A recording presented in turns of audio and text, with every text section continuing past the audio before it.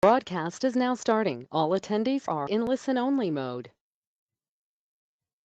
Good morning, and thank you for coming to the Legal Services for Gender-Based Violence and Human Trafficking Survivors RFQ applicant webinar. I'm Julia Talbot, and I will be joined today by Maura McCauley and Adriana Marta of our domestic violence unit to talk about this opportunity. There we go. Little housekeeping. So due to the volume of participants, everybody has been placed on mute. Please submit your questions via the question box, and we'll respond to the questions after going through the slides, or we might take some breaks in between different sections. And then also, please use the question box to notify us if you're having any technical issues. So I'm going to now here's the agenda for our presentation today, and I'm going to turn it over to Maura McCauley to take on the first section around the background.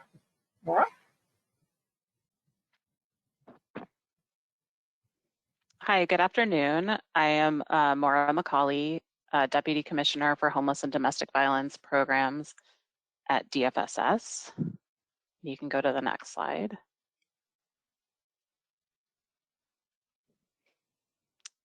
So this RFP and suite of services is part of the broader Chicago Recovery Plan, which passed the City Council last fall, and many exciting initiatives and infusions of resources are underway.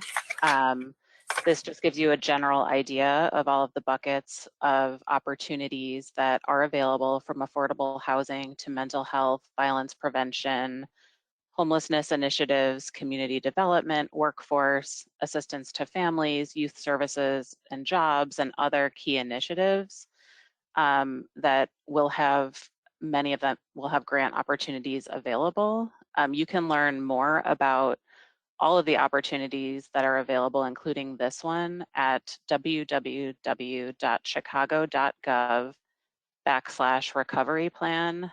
We really encourage you to keep that website as a reference because that is where all of the new RFPs will be posted as they become available, in addition to the way that we send them out across various networks. Next slide. So wanted to give a brief overview of the city's first strategic plan to address gender-based violence and human trafficking. Back in 2021, Mayor Lightfoot launched a planning process and eventually this first whole of government strategic plan to address gender-based violence and human trafficking.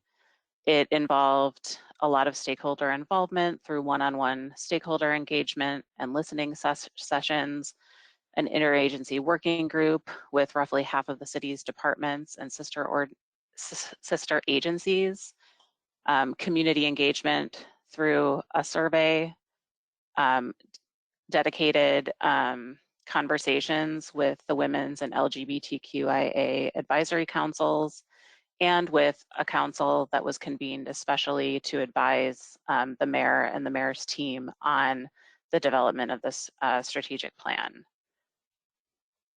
Next slide. So the plan was actually approved and launched in the fall of 2021.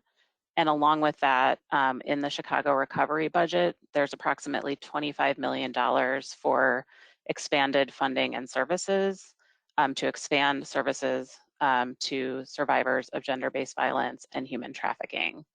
Today, we'll be talking more in detail about legal services, but the other categories are emergency financial assistance, rapid rehousing and supportive services, victim services for young people, and prevention and education.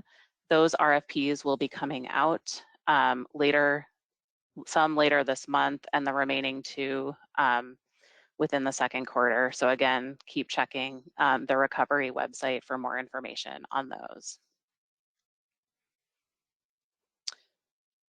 Just some background, and I know we have experts on the call listening in, but domestic violence is just one form of violence that is rooted and exploiting unequal power relationships between genders. And what we're really trying to do with these efforts, DFSS currently funds legal services for survivors of domestic violence, but we will be expanding to be more inclusive of the full, the broader umbrella term of gender-based violence. And that really is talking about a range of interpersonal violence, including but not limited to sexual harassment, sexual assault, domestic violence, sexual exploitation, and human trafficking. We know that all of these forms of violence share similar dynamics of power and control, which increases the likelihood of multiple victimizations. And we know that survivors don't just, very often there's more than one type of violence that they're experiencing. And so that's why expanding the ability to provide legal services to address multiple legal issues that might come up based on an individual's experience of violence is so critical. We know that access to legal services for DV survivors has shown a reduction in the rates of violence, and it offers survivors choices to enhance their safety.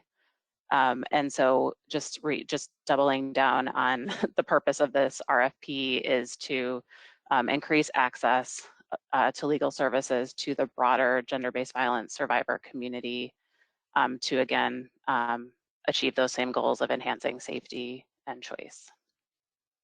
Next slide. So the goals of legal services are to provide legal services to meet the individual needs of all gender-based violence survivors.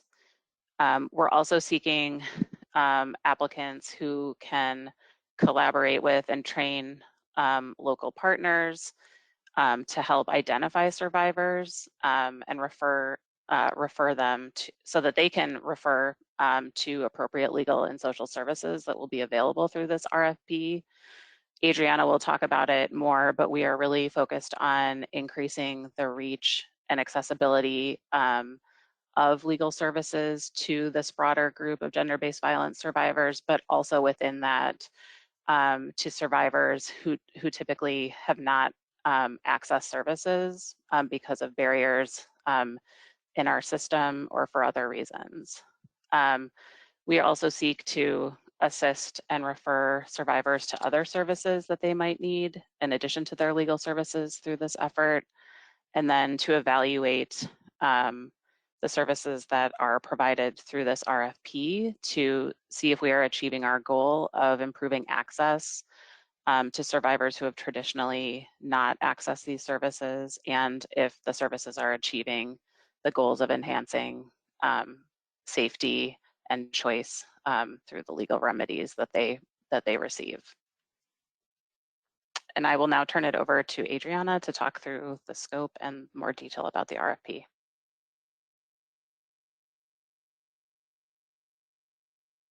Thank you, Maura. I am Adriana Camarda. I am the supervisor over the Division on Domestic Violence here at DFSS. And my role here in the webinar is to give you a little bit more in-depth of what kinds of respondents and programs we would like to fund through this RFP. That being said, we are, as Maura mentioned, expanding the definition past domestic violence and seeking services available to other gender-based violence survivors, either that intersect with domestic violence or are experience human trafficking or sexual violence. We would like to seek applicants who have a demonstrated experience in either working with one or more types of gender-based violence and human trafficking, as well as that has existing partnerships with perhaps the service provision network of either domestic violence, human trafficking, or sexual violence, in order to refer survivors to supportive case management and other counseling needs that they may have. So under that, we are seeking, being able to have a provider that is able to provide specialized legal services to gender-based violence and human trafficking. And we'll get a little bit more in depth later in the presentation on what types of services those could be. We also have an intention to select an applicant who is serving communities with greater barriers to access and retention or in services. and are disproportionately impacted by gender-based violence. And in the RFP, we'll discuss later, we seek outreach engagement and receiving referrals from survivors who are either fleeing or living in communities most impacted in the Chicago COVID vulnerability index. We also seek applicants that are already either collaborating or formed partnerships or are willing to do so to engage gender-based violence and human trafficking in those communities, as well as being able to support them if they need other services and can refer. And finally, we are seeking respondents who can provide training and technical assistance to the field, whether that be legal, other legal providers, police officers and departments, and judicial officers of the court, as well as just the general public and survivors that may need services. And of course, being able to link them to appropriate service and supports. In the RFP itself, we have identified focused populations that we would like the respondent to be able to provide services to. The first row here is the floor, if you will. All persons or households that are experiencing gender-based violence are a part of the focused population in this RFP. But within those survivors, within those populations in the community areas that we are asking to receive referrals from, we know that there are sub-focused populations that we would also encourage and would like respondents who have experience in working with those sub-focused populations, such as LGBTQIA+, male-identified survivors, immigrant and culturally specific services, undocumented households, non-native speakers, and survivors with disabilities. Of course, not a respondent does not have to serve all of these sub-focused populations. However, we would like the proposal to address how you will serve or refer a survivor that has or represents a person from one of these sub-focused populations and how you could address those services in your program. Next slide. Now we're getting into more details of the program requirements that we would have through this RFP. Clearly, we would like respondents to be able to accept survivors in need through direct or outreach referral. We want respondents to be able to advise and represent survivors in a survivor-centered way. That would include having staff that is trauma-informed or provide training to staff that is for trauma-informed care. We would also want respondents to advocate on the survivor's behalf with other civil or criminal courts, law enforcement, or other agencies. We would like the respondent program to refer survivors to appropriate services as needed, and to be able to engage those other providers to provide those services. We would like the respondent to collect and report on required data and return completed evaluation surveys completed by the survivors, as well as participate in cohort sessions on performance measurement and impact. And we'll get a little bit deeper into that in the performance measures of this RFP later on. We also want the respondent to be able to provide community outreach and training, as I mentioned earlier, to educate the public, partners, and service providers, on gender-based violence, human trafficking rights, remedies, and services available. And finally, we want a respondent to engage and recruit survivors from community areas identified as high or medium in the Chicago Community Vulnerability Index. The CCVI is an attachment to the RFP, which lists communities that have been identified either as high or medium level COVID impacted. And we would prefer many of the community outreach and trainings to be focused on those community areas so that survivors who have always been underserved and underrepresented have access to legal services. Next slide. Now we're getting a little bit about the legal remedies that we would like provided by these applicants. We've identified 7 areas of legal advocacy and litigation that selected respondents must provide. They are listed here, and there's more detail in the RFP on what we intended under these subcategories.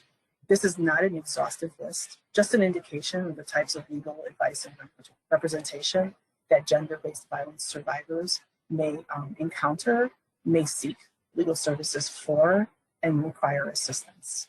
And again, the services will be survivor-centered and delivered by trauma-informed, culturally and linguistically competent staff. That includes staff that allows allows for the support and understanding of survivors and the trauma that they have experienced, able to either identify or speak languages that the survivor speaks, or have access to linguistically programs or linguistic, like the language line, to be able to provide better services and legal services. Thank you. Next slide. These are the performance goals that have been identified and the outcomes that are identified in the RFP. As mentioned earlier by Laura, many gender-based violence, many domestic violence survivors that we serve in our legal services program usually enhance their safety by seeking an order of protection. So although we are expanding the definition of here at gender-based violence, it does include domestic violence victims and victims that may intersect in other types of gender-based violence. Seeking an order of protection, we know, it's always been a positive outcome to enhance the safety of the household, and so it will be included here. And that 33% of survivors seeking protection with the assistance of the program will be granted a plenary order of protection or more long-term remedies that are identified through the litigation phase. The following four performance goals and outcomes come from the evaluation of services survey that a survivor may take at any point when they're receiving services, and their responses are measured on how they felt supported by the program, how they better understand what happens in court, and how they would recommend the legal service provider to either a friend who is experiencing violence or other programs. And then finally, other measures identified by the awarded respondents quarterly cohort meetings. Because we have a performance goal and outcome identified to orders of protection, but we're expanding the definition to human trafficking and sexual violence that may not necessarily need an order of protection, we would like as a cohort to identify other data points and other measurements that we could be using to measure the impact of legal services and enhancing their safety on the survivor. Next slide. At this point, I'm going to cover a little bit, or all the points of the selection criteria or the point distribution on proposals. First off is the community involvement section of the application, where we will be discussed. Your application should really provide us details about how you're going to build and execute the processes and infrastructure of your program to provide these legal services. Your community involvement should also identify the expertise, detail the expertise working with the focused population in a survivor-centered fashion and qualified staff. The respondent application should also show a commitment to diversity, equity, and inclusion and access in serving survivors of gender-based violence. The respondent's proposals or agencies leadership should also reflect and engage the diverse people that it's serving. And the proposal should demonstrate a clear understanding of the focused population, the barriers that they have in gaining access to legal services or reaching out to legal services, and how they will overcome these barriers and conduct outreach and engage survivors, both in the community, the Chicago community, the Chicago COVID Vulnerability Index communities, as well as the city at large. The next point distribution is the strength of the proposed program. We want your proposals to clearly identify what direct legal services will be provided by your program, and those services that will be provided through partnerships and linkages agreements, and how all of these services, or the culmination of all of these services, are appropriate to addressing the needs of gender-based violence and the focused populations that we've identified. Secondly, the respondent proposal should also support strong national or local evidence-based best practices for serving all survivors of gender-based violence. Next slide. And here, the performance management section of your proposal should show strong past performance on serving survivors of gender-based violence. If you have not had a contract, a previous contract with Dfss, here is where you can talk about some of the outcomes for your program and how you serve gender-based violence survivors. Also, the respondent should show relevant systems and processes to track and report performance and measure program outcomes. The respondent should also have experience using data to inform or improve its services and practices.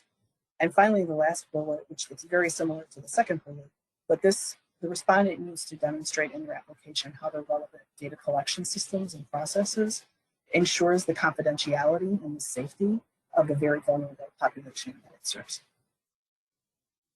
Next slide.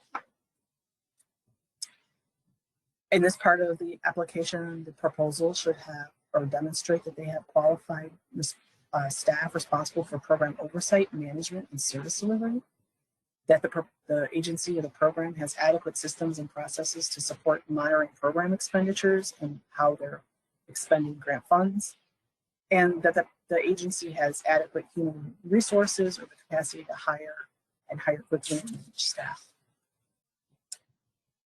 And finally, the last 10 points of the proposal are about the budget, the agency's fiscal capacity to implement the proposed program, and also that the respondent demonstrates how their budget is reasonable and appropriate to fund all of the program activities that they are proposing.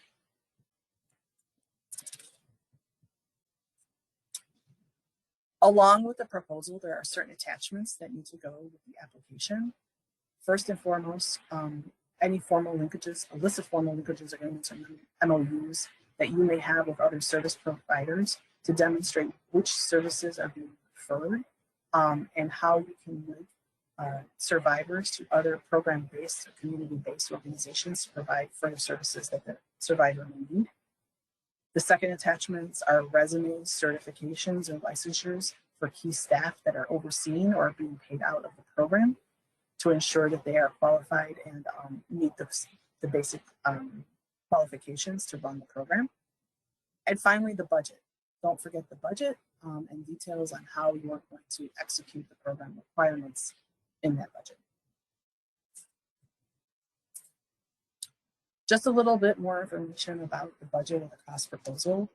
Please keep in mind that the term of the contract is May 1st to December 31st of 2024, with an option to extend for 2 additional 1-year extensions. DFSS anticipates with this funding to fund 3 to 6 projects. The total funding availability through 2024 is $3.7 million. Administrative costs are capped at 10%, or if the agency's federally approved indirect rate, they should be included in your budget proposal if you intend to include those in your program budget. We ask that your budget attachment only cover a 1-year budget to demonstrate what your annual cost is. The cost category definitions are attached in the budget instructions. If you need those, I would refer to those. Be thoughtful and inclusive when you're developing your budget. We really want to see what your program's actual costs are. And with that, we can't award you money that you don't ask for, but we can award you less. So if you give us the true picture of your proposed budget and what you think it will cost to run the program, we can then not award you more than if you undervalue or undercut the budget proposal. And then always provide reasonable cost narrative with your budget and the budget application.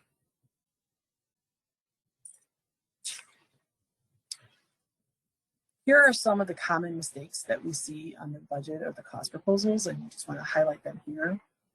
First of all, supplies are an eligible cost under this program, this RFP, and they're either frequently under or over budgeted for, so keep in mind the supply category. Client assistance is an appropriate and allowable cost under this RFP. However, it is not allowed. What is not allowed is rental assistance. Client assistance includes either some gift cards or other minor client assistance, such as transportation cards. They could be included in this RFP. Next, make sure your job description titles and your job descriptions all have the same title and match what you're proposing in your RFP. Also put a brief description of the job in the budget document itself, so we can see exactly where your reasonable costs are. And then put your budget in the appropriate column, meaning what is grant funded and what is provided by your agency. Advances. Under the ARP funded programs and RFPs that the city is releasing, advances are eligible for these in this RFP, and they will be considered in accordance with the city's advance payment policy. In order to qualify or be able to select this option, respondents have to exercise that option in the application itself. And then finally, there is a delegate agency request for advanced mobilization payment form attached to the RFP. This is not required at this time as an attachment to the RFP, but we request that you all as applicants review it to ensure that to ensure you understand what the requirements are if you select or opt to select and or receive an advancement on the funds. And then finally, this is a brief overview of the timeline for the RFP award processes, contracting, and through the end of 2022. We are releasing, obviously, this RFP. We released it on March 17th of last week. Applications are due back no later than noon on April 15th, and we can't stress enough that it is 12 on the dot. Contract start dates and awards will go out prior to May 1st, and contracts will start on May 1st of 2022. By June of 2022, DDV will begin pulling together and collaborating with the cohort meetings to discuss performance measures and program implementation. And July through December of 2022 is the first budget end period end for the contract. Your award will be prorated for the shorter period of 2022, and then meaning your budget period will expire by 12/31/2022, but then you'll be awarded a release and agreement for 2023. And again, applications are due no later by noon Central Time on April 15th, 2022. At this point, I am going to hand it over back to Julia Talbot from Dfss to go over application tips as well as the iSupplier system. So we have one question. I thought maybe we would break for a few questions, but here is one. Are the areas of law listed in the blue graphic on page 9, and that I believe is in the RFP document, an exhaustive list? Is it mandatory to practice under those specific laws?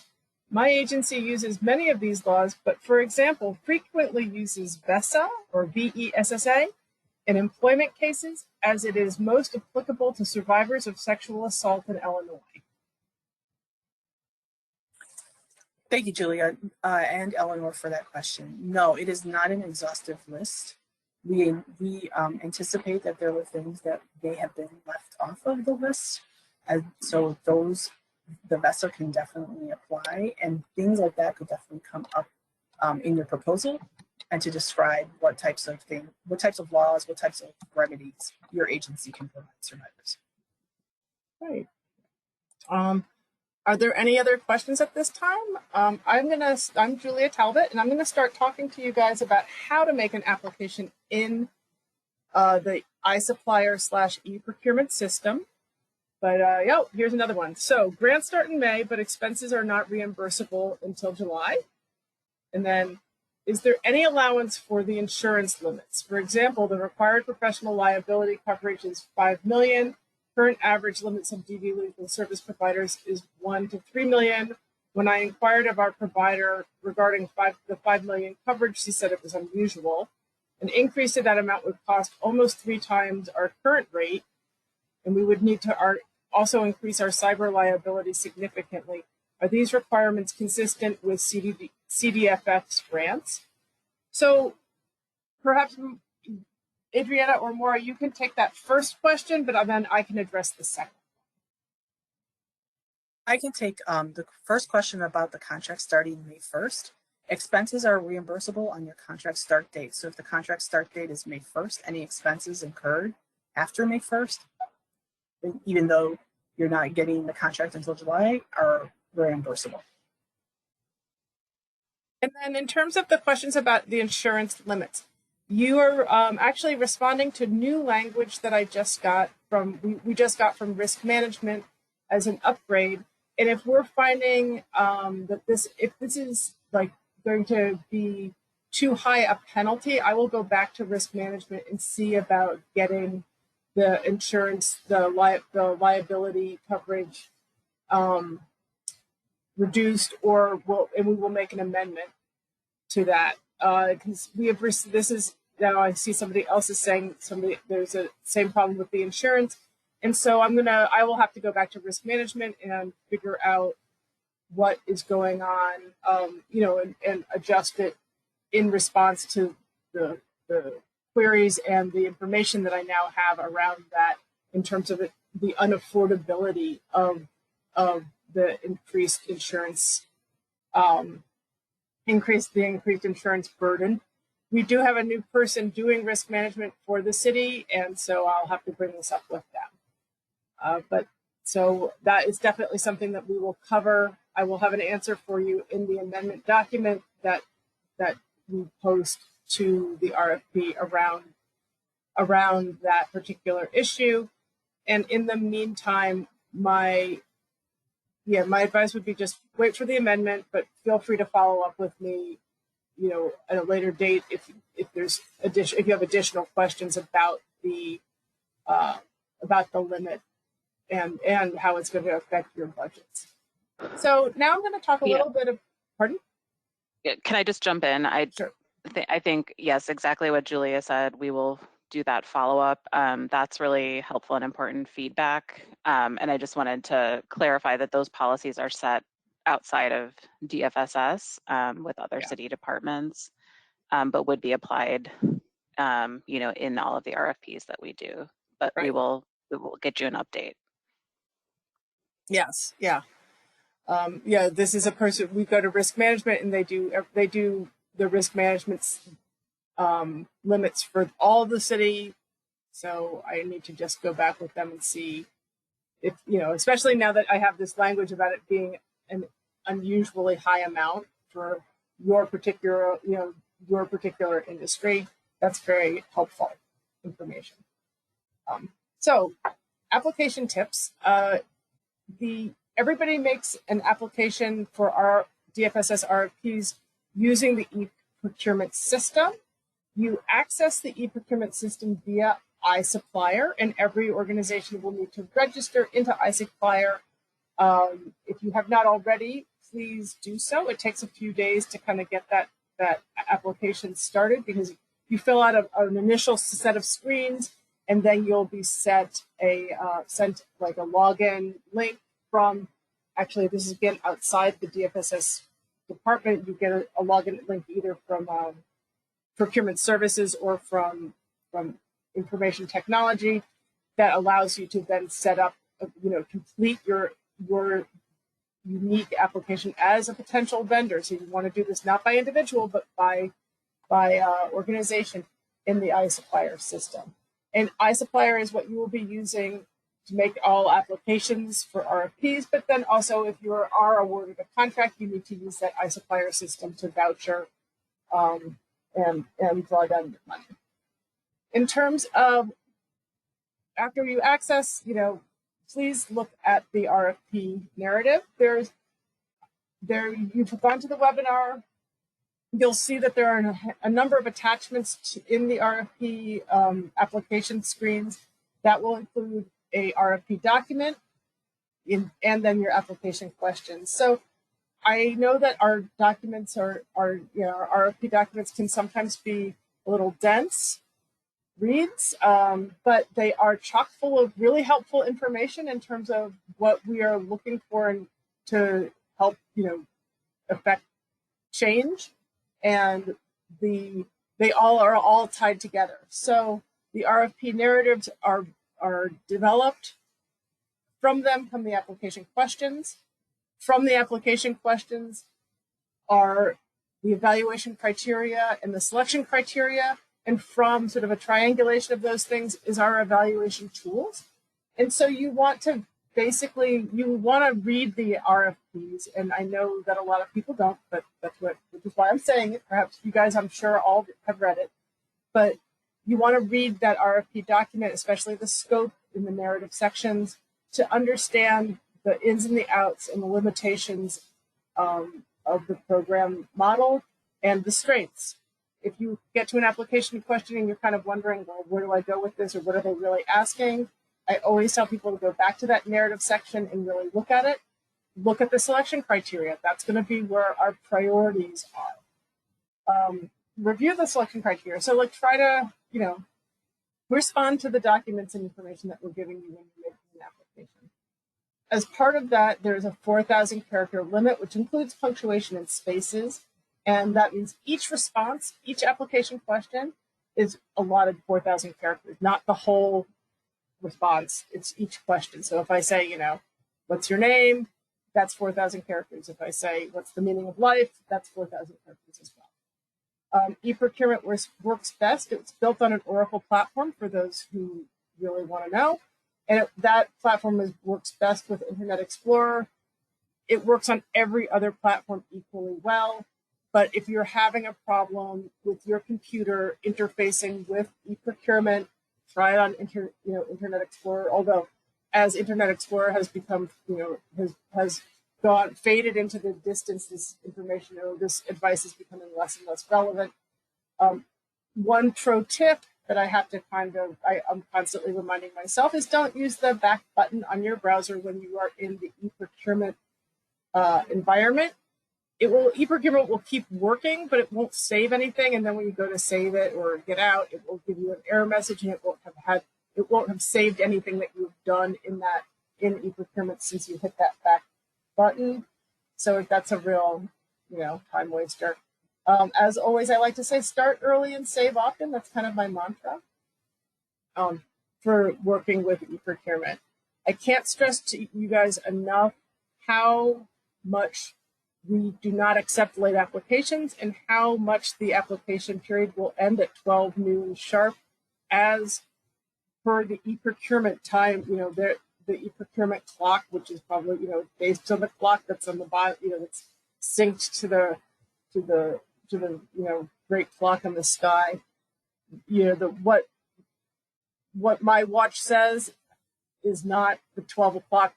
You have to go by e-procurement's 12 o'clock, which is the one that's right on the bottom of, if you have a computer that tells you the time, it's that number, that time. If you miss the deadline, unless we re-release the RFP, we have no ability to accept a late application.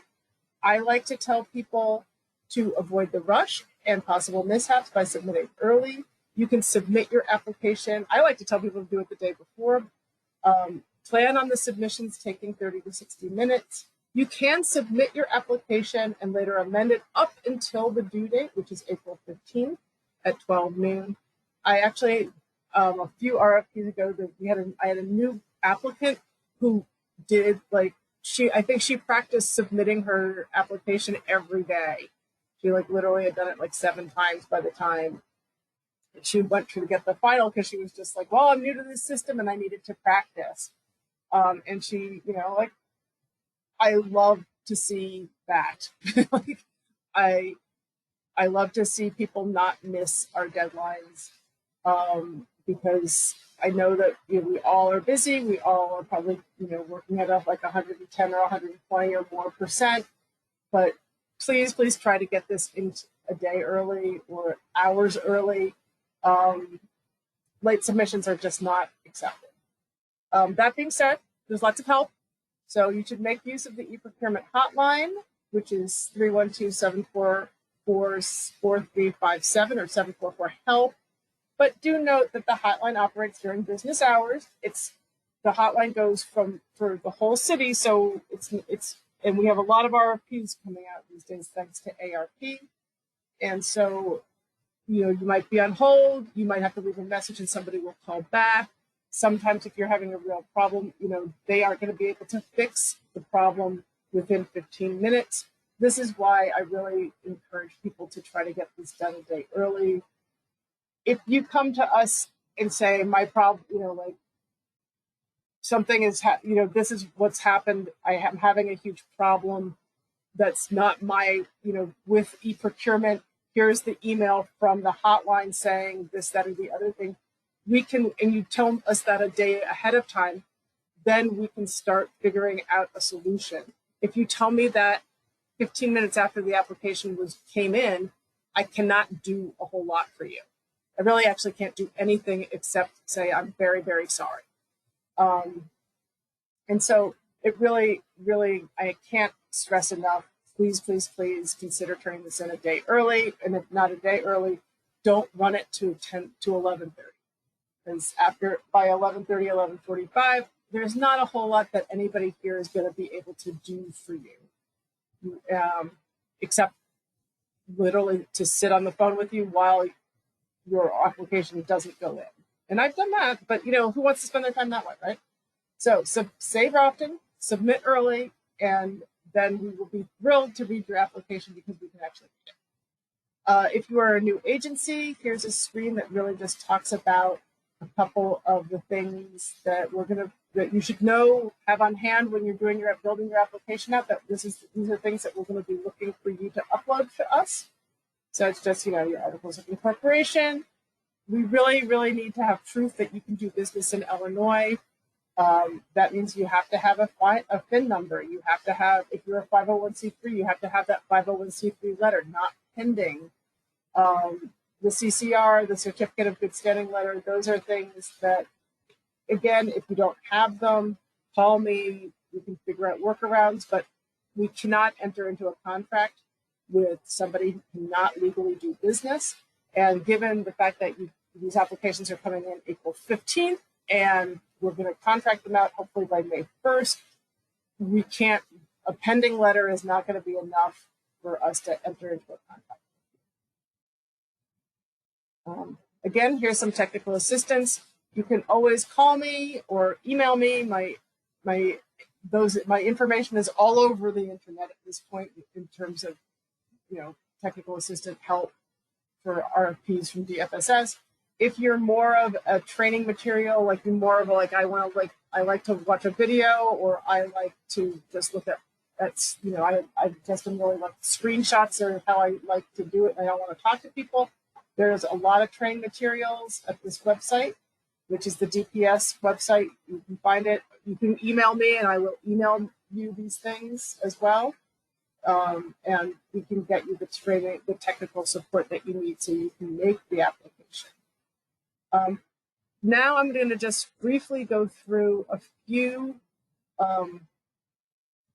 points on how to do two really common functions in the e-procurement environment so that one is how to accept an amendment, and then we're going to talk about how you submit your application. So we do amendments because we need to amend.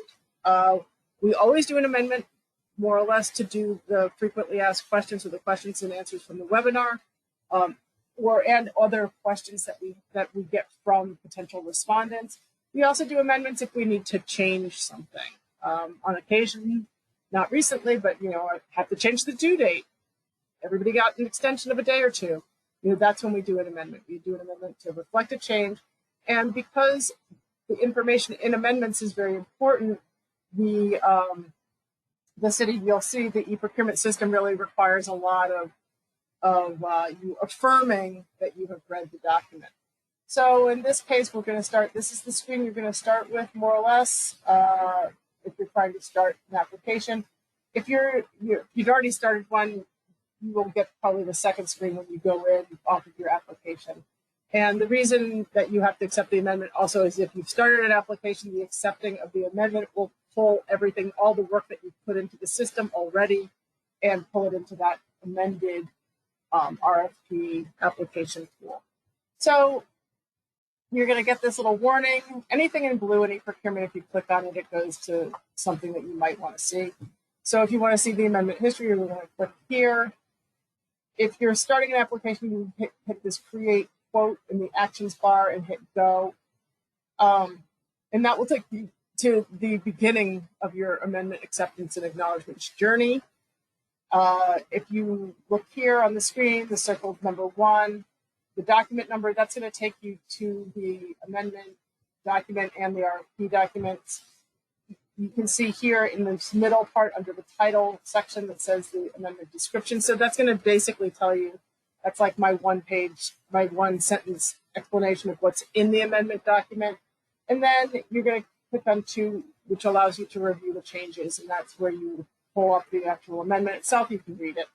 After you've done all of that, you're going to acknowledge the amendment by clicking the buttons on either the upper or lower right-hand side here. And when you acknowledge the amendment, it's going to take you to this screen where you accept the terms and conditions of the RFQ and also acknowledge the changes that were made or the information, included in the amendment. You're going to click this really small button, and then you're going to hit the acknowledge button on the right-hand side. You can probably sense a theme here.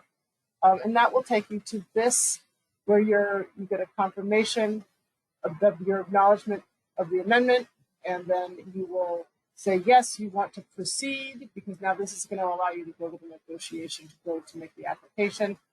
You can hit yes to proceed. And that will take you to this final screen where you accept the terms and conditions of your acknowledged amendment. You'll hit another very small checkbox at the bottom of the left-hand side. And then you'll hit the accept, which is on the upper or lower right-hand side, to accept in the amendment. And that is your final step. And it's, I don't know. I don't know if there's it will be a transformative process for you, but perhaps it will. Now we're going to talk to you about how to submit an application. So when you are ready to hit submit or submit your application, you're going to start by saving your draft one last time. And then you're going to click this continue button. At that point, when you hit continue, the e-procurement system is going to do a scan of your entire application and just kind of look for more or less empty spaces or things that it thinks that might be problematic. And you'll get a list of errors on the top of this, on the top bar of your application. And then you have to kind of resolve the errors before you are allowed to truly submit. And we're going to go through screens with the 2 most common errors. The first is that you must quote at least one line in the RFQ.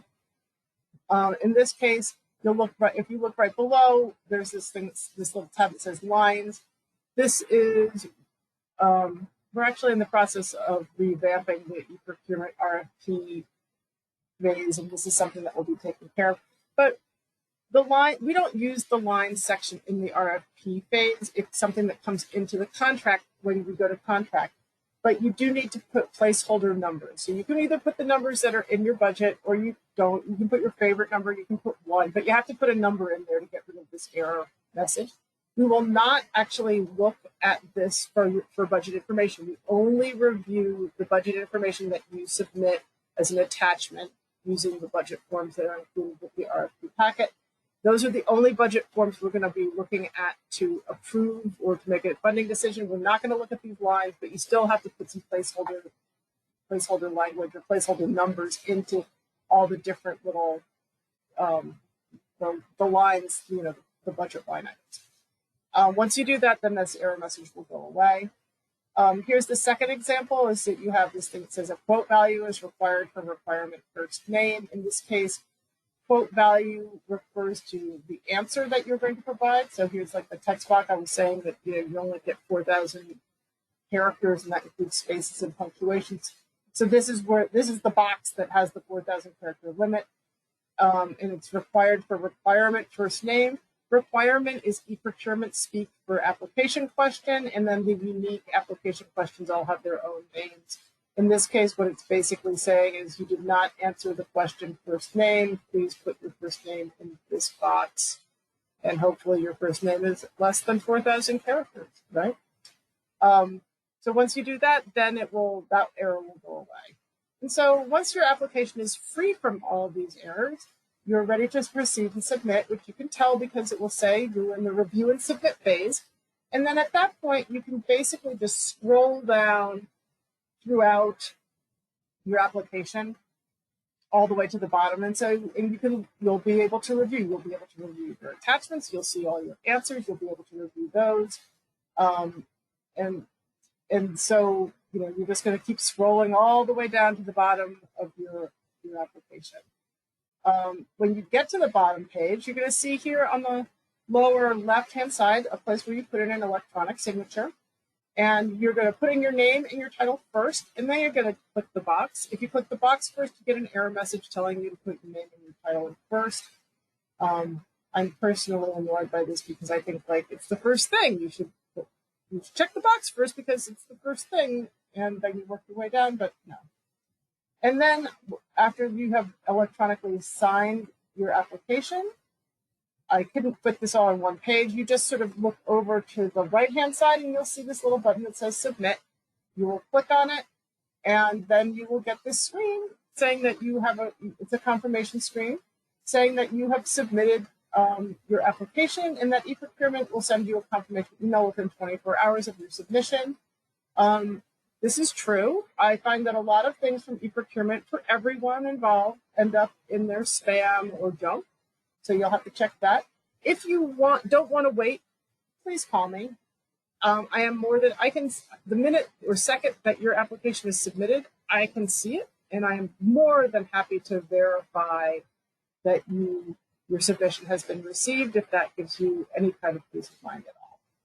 It is really not a problem. It is my pleasure, and I know that, it's kind of like one of those, it's the least I can do. You guys have people work very hard to do their applications. I very much appreciate that we ask hard questions to do a hard job. And if I can give you some peace of mind about having this submitted, I'm perfectly happy to do so.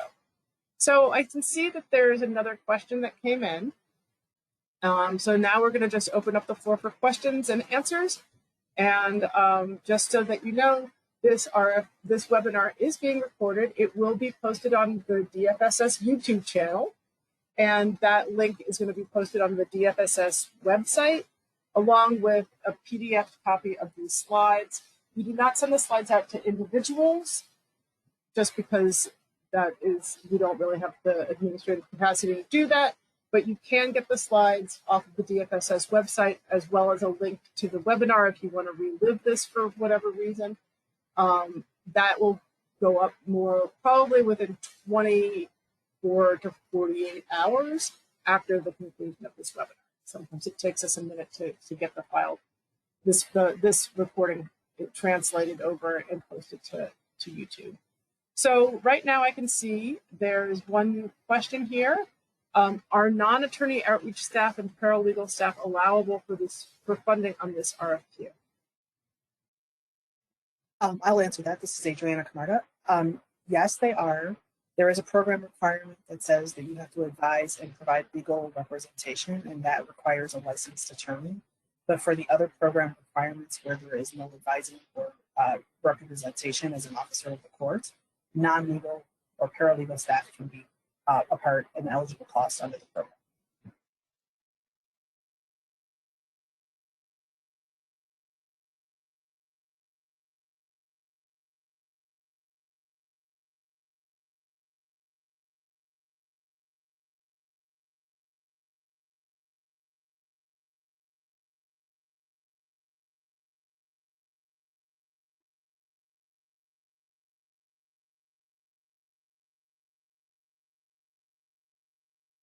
Are there any other questions?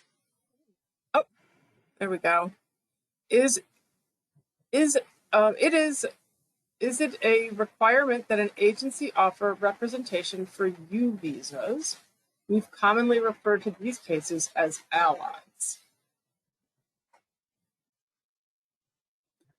So we understand that not every program is able to provide legal representation under some or provide a certain service.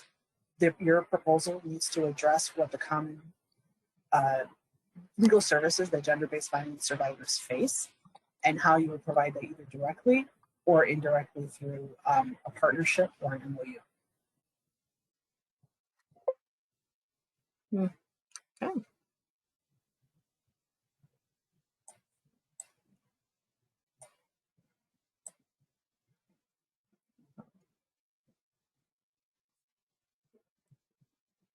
Wow.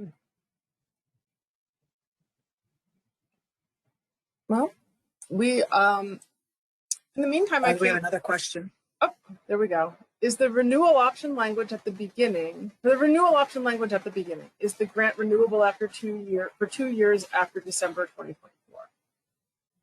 So the award period or the contract period is going to run from May 1st of this year, 2022, through December 31st of 2024. DFSS is reserving the right to extend for 1 year, provide 1 year extensions through 2026 based on whether we receive funding and whether we receive approval and so forth to do so. But otherwise, the contract will end December 31st, 2024. Right. And also just as an aside, this is funded through ARP money, which is new money for us, and we don't know how long that money, if that money will be renewed.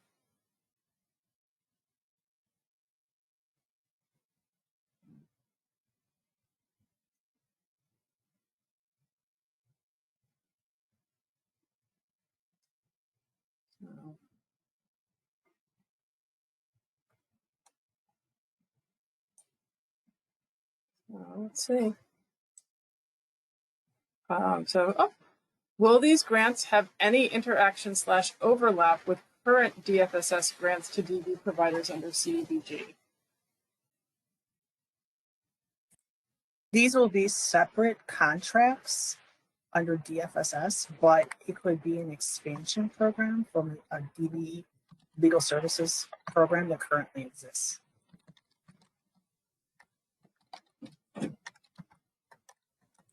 I'll just add to that, though. I think, as Adriana mentioned, there will be a learning cohort for all of the ARP initiatives that we are providing, and we also want to make sure that we are leveraging the projects that are also funded under our base grants. So whether it's making other providers available of the new resources, or finding ways to bring partnerships together to help leverage all of the resources that we're administering, there will be opportunities for that as well. Thank you, Maura. That's a good point.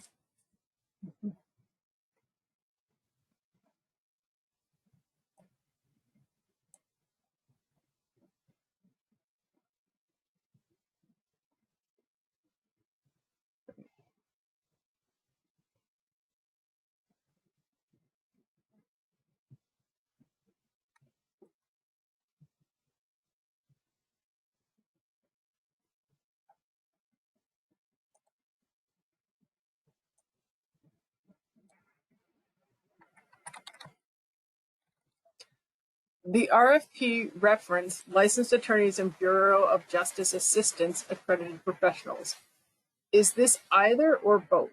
We have licensed attorneys, but not sure about the BJA accreditation. The response to that is either.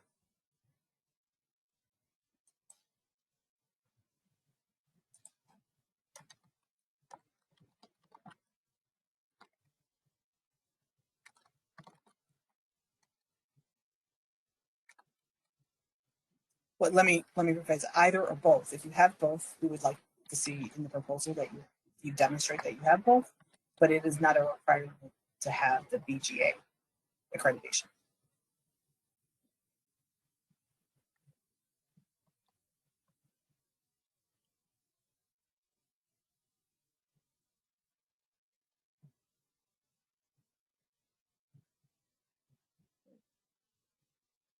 Those are good questions.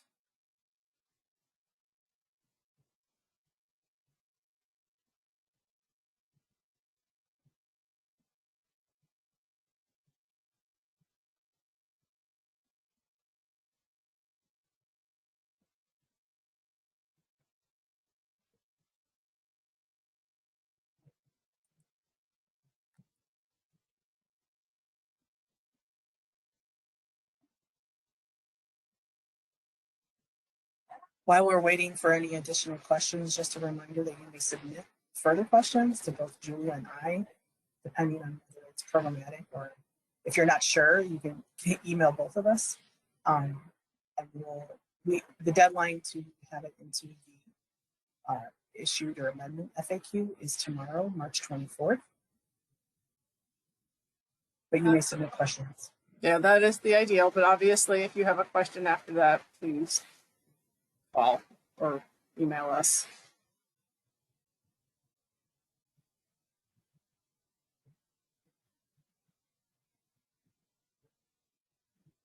Yeah. Yeah.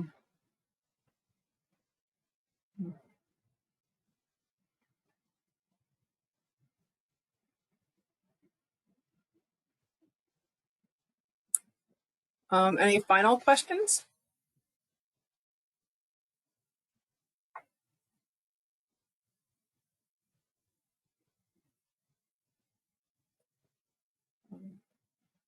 Yeah, if there are no further questions, we'll conclude this webinar rather. Thank you so much for taking the time to learn more about the program. Please, continue to call or email if you have questions. Email is, I think, preferred. And we really look forward to seeing your applications on April 15th or before, right? And best of luck to you all.